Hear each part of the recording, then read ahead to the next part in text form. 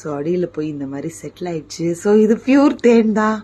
ஹனிக்கு density அதிகம். So உள்ளே போய் வந்து ஒரு 10 செகண்ட் வெயிட் பண்ணணும். ஆமாம். ஸோ இப்போ நம்ம என்ன பண்ணோம்னா ஸ்டிர் பண்ணி பார்க்குறோம். ஸ்டிர் பண்ணி பார்த்தா என்ன கிட்டி தெரியணும்? அது போதும் நிறுத்துங்க.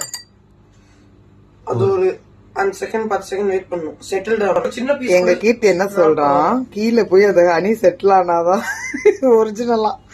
தண்ணியோட டிசால்வ் ஆயிடுச்சுன்னா அது வந்து டூப்ளிகேட்டுங்கிறான். ஐயோ இது என்ன புது கதையா இருக்கு. கிட்டி ஹனி எதுவும் டெபாசிட் ஆகல. ஃபேக்மா. எப்படி இதை ஃபேக்குன்னு சொல்ற? ஹனி யூஸ்வலா இப்போ ரிலீஸ் பண்ணும்போது அது கீழே செட்டில் ஆகதான் செய்யும். ஏக்கு வந்து யூஸ் பண்ணும்போது செட்டில் ஆகும் கீழே. டென்சிட்டி வேரியேஷன்ல.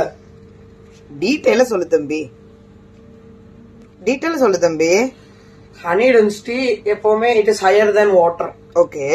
ரெண்டாவது அது யூஸ்வலா ரிலீஸ் பண்ணும்போது honey and water it's a heterogeneous mixture. Okay.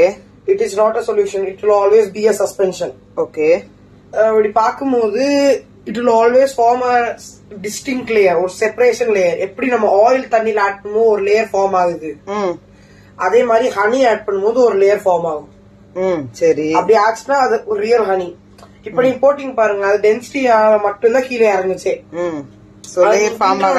அது கிண்ணோடனே அது எல்லாத்துக்கும் நடுவுல போய் செட்டில் ஆயிடுச்சு.